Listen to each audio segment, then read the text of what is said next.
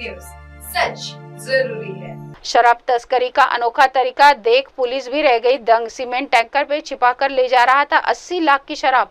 सीकर जिले के गोकुलपुरा थाना पुलिस और डीएसटी टीम ने संयुक्त कार्रवाई करते हुए अवैध शराब से भरा एक सीमेंट टैंकर पकड़ा है। इस टैंकर से करीब 800 से ज्यादा कार्टन अवैध अंग्रेजी शराब बरामद की गई, जिसकी अनुमानित कीमत 80 लाख रुपए से अधिक बताई जा रही है। पुलिस को सूचना मिली थी कि हरियाणा के जिंद से अवैध शराब का एक बड़ा टैंकर गुजरात की ओर जाने वाला है। इस आधार पर DST team in charge Virendra Yadav, constable Harish और गोकुलपुरा थाना पुलिस ने संयुक्त रूप से कार्रवाई करते हुए रामू की बास तिराहे के पास संदिग्ध टैंकर को रोका और तलाशी लेने पर उसमें से शराब के कार्टन बरामद हुए।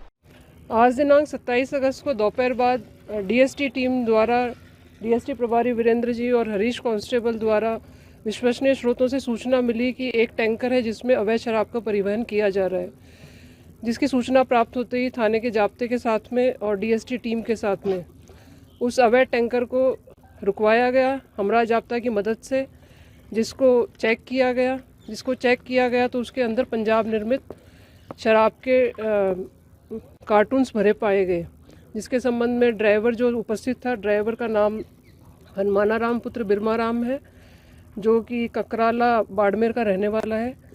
शराब के परिवहन के संबंध में उसके लाइसेंस के बारे में पूछा गया तो उसने अपने पास किसी तरह का लाइसेंस होना नहीं बताया, जो कि अवैध शराब के व्यापार और उसको परिवहन से संबंधित पाया गया, जिसको रोका, चेक किया गया तो पूरा टैंकर जो है वो अवैध शराब से भरा हुआ पाया गया, जिसको सुरक्षित थाने पे लाके खड़ा किया गया है। इसके संबंध में कितनी क्वांटिटी की शराब है उसकी कार्रवाई जारी है। ड्राइवर से पूछताछ की जा रही है कि वो शराब कहाँ से लेके आया है और कहाँ पर वो हैंडओवर कर रहा था। दिल्ली के बंजर जमीन का कायापलट, यमुना किनारे बांसेरा को देखने आ रहे लोग, यहाँ की हरियाली मोह लेगा आपका मन। देश के कोने कोने से लोग राष्ट्रीय राजधानी दिल्ली में घूमने के लिए आते हैं, यहाँ के टूरिस्ट प्लेस को एक्सप्लोर करते हैं। ऐसे में दिल्ली के यमुना के किनारे बंजर पड़ी जमीन का कायापलट किया गया। वीके सक्सेना ने दिल्ली के उपराज्यपाल का पदभार ग्रहण करने के लिए ठीक बाद ही राष्ट्रीय राजधानी में एक छोटा सा कदम उठाया, जो अब एलजी वीके सक्सेना का ये कदम पर्यावरण के साथ साथ टूरिस्ट प्लेस को लेकर एक नई विकास गाथा लिख रहा है।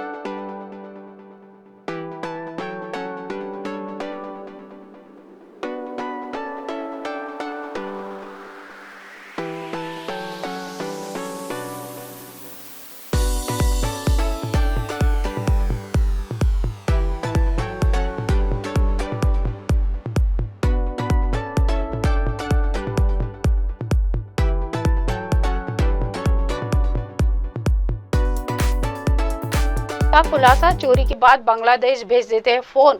राजधानी दिल्ली की पुलिस ने मोबाइल चोरी करने वाले इंटरनेशनल गिरोह का भंडाफोड़ किया है।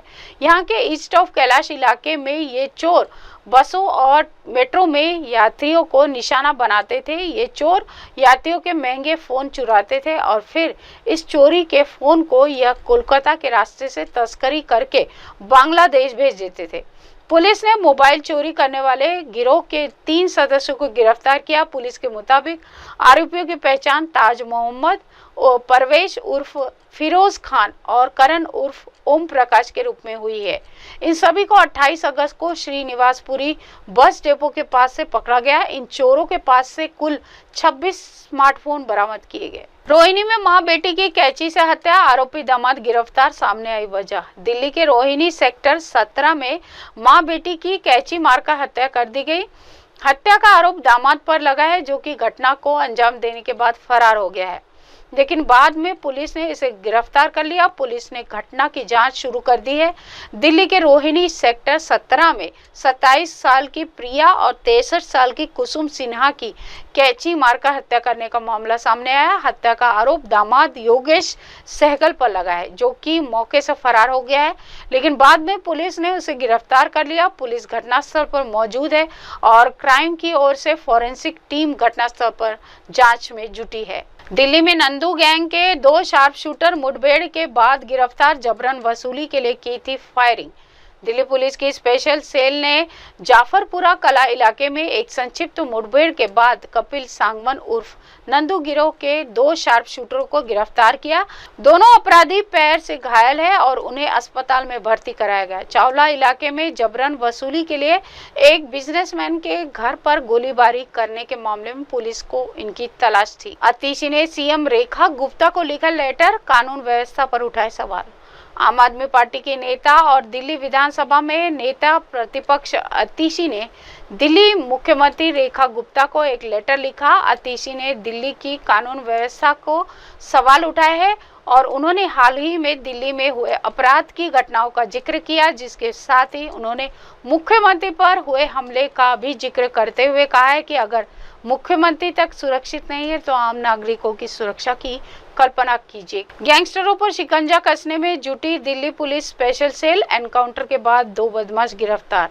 रोहिणी में एनकाउंटर, दिल्ली पुलिस की स्पेशल सेल ने गैंगस्टरों पर शिकंजा कसना शुरू कर दिया है। दिल्ली पुलिस स्पेशल सेल ने हाल ही में छावला इलाके के एक फार्म हाउस पर हुई फायरिंग के बाद कार्रवाई तेज कर दी है। इसी कड़ी में बीती रात रोहिणी सेक्टर 28 में मुठभेड़ के दौरान 2 बदमाशों को गिरफ्तार किया गया। पकड़े गए बदमाश हर्षदीप उर्फ अंकित उर्फ निक्की और नवीन बताए जा रहे हैं। दोनों कुख्यात कपिल नंदू वेंकट गैंग से जुड़े शार्प शूटर हैं और 28 अगस्त को छावला फायरिंग केस में वांटेड थे। मुठभेड़ के दौरान दोनों के पैरों में गोली लगी, जिसे अस्पताल में भर्ती कराया गया। दिल्ली के जू में फैला बर्ड फ्लू, पर्यटकों के लिए अगले आदेश तक बंद हुआ चिड़ियाघर। दिल्ली का नेशनल जियोलॉजिकल पार्क पर्यटकों के लिए बंद कर दिया गया है। पर्यावरण, वन एवं जलवायु परिवर्तन मंत्रालय की तरफ से जारी आदेश में बताया गया कि दिल्ली का जू अगले आदेश तक बंद रहेगा।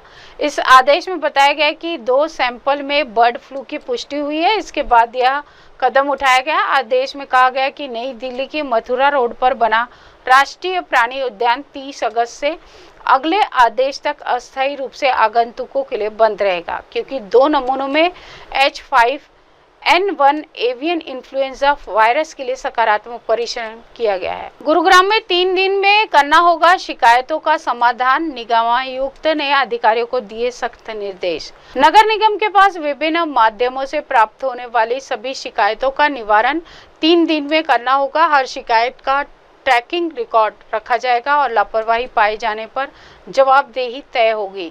इसको लेकर निगमायुक्त प्रदीप दहिया ने शुक्रवार देर शाम को 8:30 बजे सफाई व्यवस्था और इंजीनियरिंग शाखा से जुड़े अधिकारियों के साथ हुई समीक्षा बैठक में साफ निर्देश दिए कि भीतर सुनिश्चित किया जिस गांव को सांसद ने लिया था गोद, वहां जान जोखिम में डालकर नदी पार करने पर हो रहे मजबूर लोग।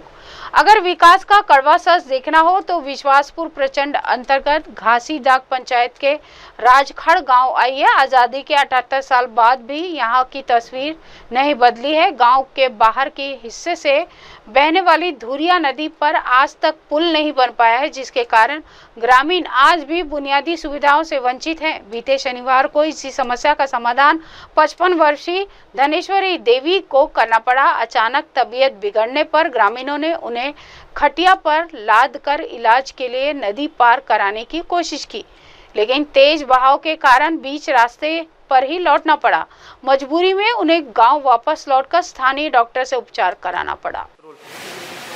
हाय हेलो नमस्कार, मैं हूं पंकज विष्णु और आप देख रहे हैं MNS न्यूज। देखिए साईं बाबा की आरती लाइव शिरडी से हर रोज सुबह सिर्फ MNS न्यूज पर। आप देख